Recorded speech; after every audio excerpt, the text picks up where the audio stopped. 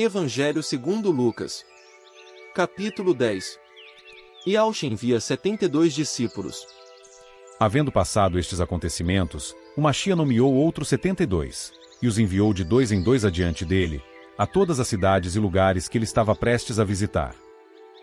E lhes recomendou: A seara é grande, mas os trabalhadores são poucos. Rogai, pois, ao Criador da plantação que mande obreiros para fazerem a colheita. Portanto, ide. Eis que eu vos envio como cordeiros para o meio dos lobos.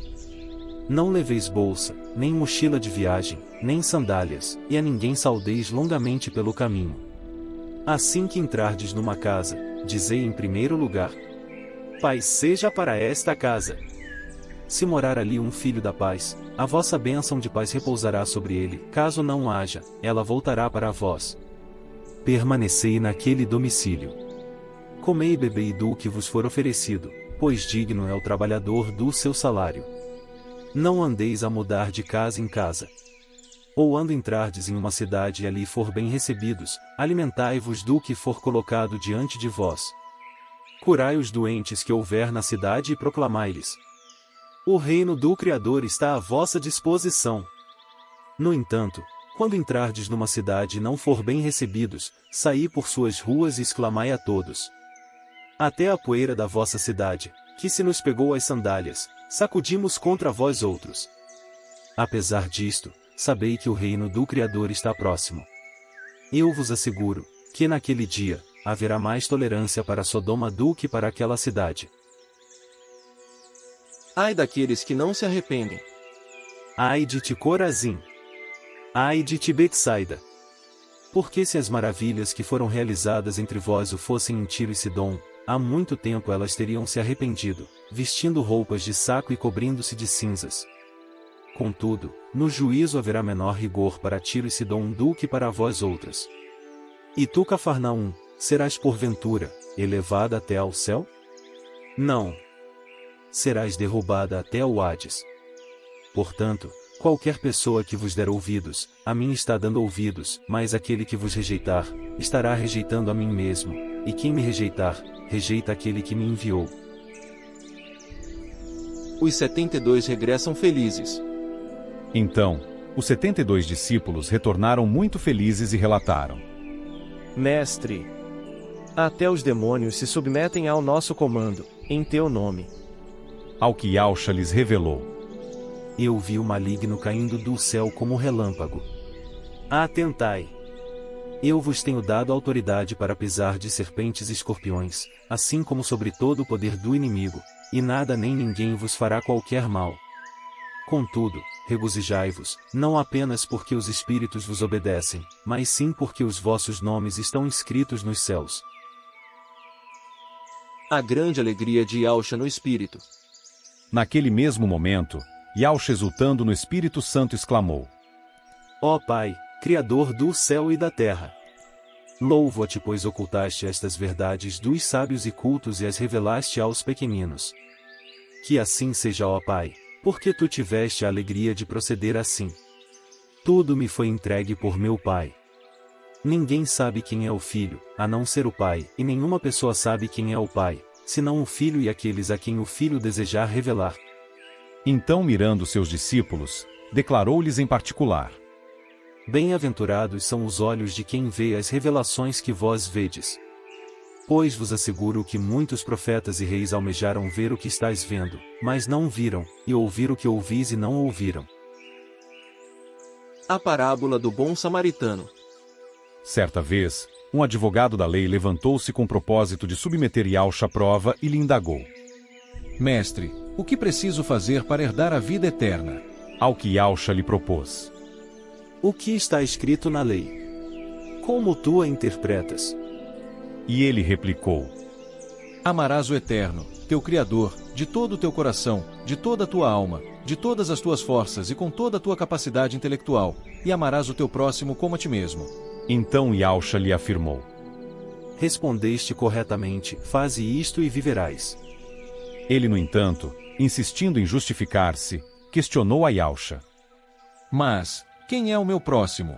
Diante do que Yahushua lhe responde assim: Certo homem descia de Jerusalém para Jericó, quando veio a cair nas mãos de alguns assaltantes, os quais, depois de lhe roubarem tudo e o espancarem, fugiram abandonando-o quase morto.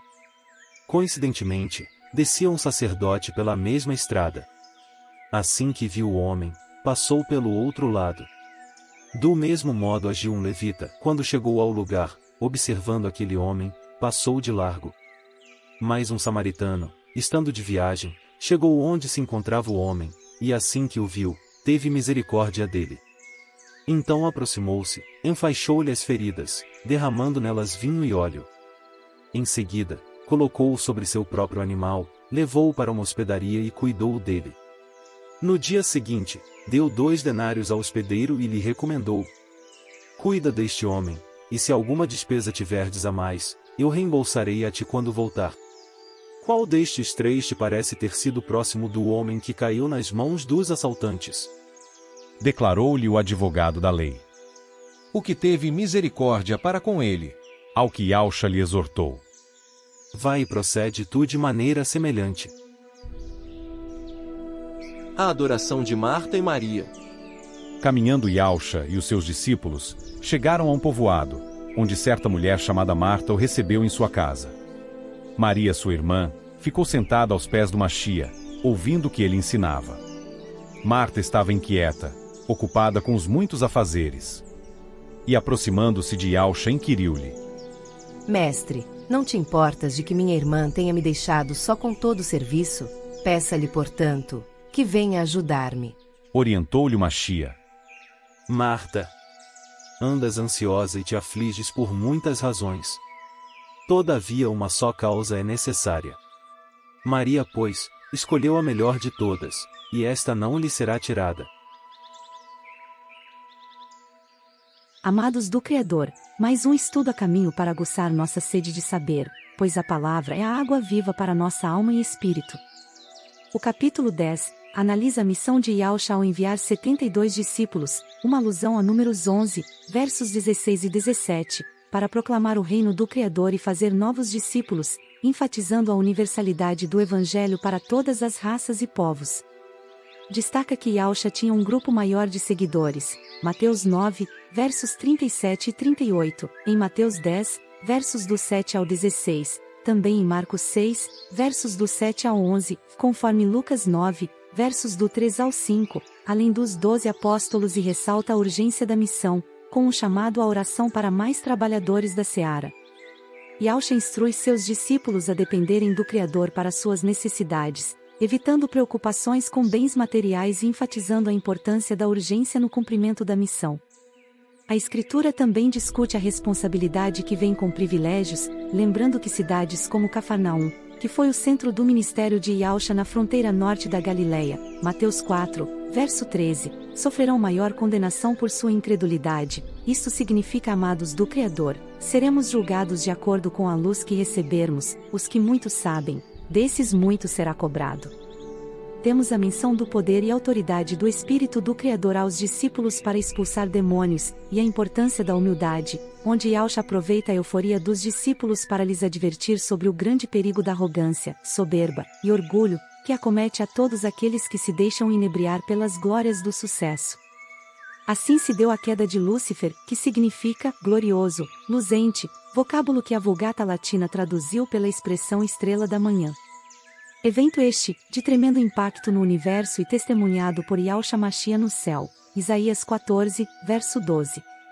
Lembrem-se que o próprio maligno, o Lúcifer, ao admirar e exaltar seus atributos pessoais, deixando de considerar que todos lhe foram concedidos pelo Criador, e para sua glória, cogitou ser semelhante ao Criador e por isso foi execrado da presença do Criador, banido dos céus e rebaixado às regiões do inferno com a violência e a velocidade de um raio. Portanto, a salvação do ser humano é mais importante que o poder para realizar maravilhas e vencer o maligno. A salvação nos mantém humildes diante dos grandes feitos, e nos encoraja quando erramos e caímos. Ela registra o nosso nome no céu, Salmo 69, verso 28, em Daniel 12, verso 1, em Filipenses 4, verso 3, em Hebreus 12, verso 23, e também em Apocalipse 3, verso 5. A Escritura explora ainda no Evangelho de Lucas a alegria e a glorificação ao Criador, apontando que a verdadeira alegria do ser humano deve se basear na salvação e no amor ao Criador, em vez de estarem atreladas a coisas materiais ou pessoas. Yahushua é apresentado como a fonte dessa alegria, cuja exultação decorre de testemunhar a revelação do Criador aos humildes. A importância da fé é destacada como o que abre os olhos para a verdade de Yahushua e seu reino, enquanto o pecado cega a humanidade.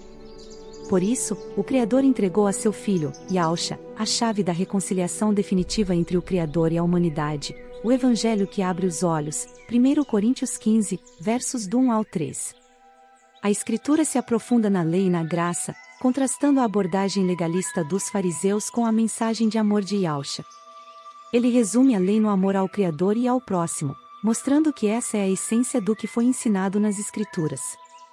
Além disso, utiliza a parábola do bom samaritano para ilustrar a verdadeira prática do amor do Criador, ressaltando que, mesmo aqueles considerados hereges pelos judeus, como os samaritanos, podem agir com compaixão e misericórdia. Os sacerdotes e levitas, embora zelosos pela lei, falharam em demonstrar o verdadeiro amor. O bom samaritano, representando o Mashiach, era capaz de compadecer-se e ter misericórdia de um inimigo necessitado, sacrificando-se e pagando alto preço para salvá-lo. 2 denários de prata correspondiam a 2 dias de trabalho e eram suficientes para custear cerca de 2 meses numa hospedaria. Uma ilustração clara da obra do Mashiach por nós, Romanos 5, verso 8. Finalmente, o relato de Maria e Marta, irmãs de Lázaro, João 11, e também João 12, versos do 1 ao 3, grandes amigos de Yahushua, viviam em Betânia, um povoado que ficava a uma distância de 4 quilômetros de Jerusalém. Yahushua ensina a Marta, e a nós, que frequentemente aplicamos nossos esforços e preocupações na performance, ou seja, no ato de realizar e de conquistar. Quando o correto, mais sábio e proveitoso é empenhar nossos sentidos a ouvir e adorar ao Criador, assim como fez Maria.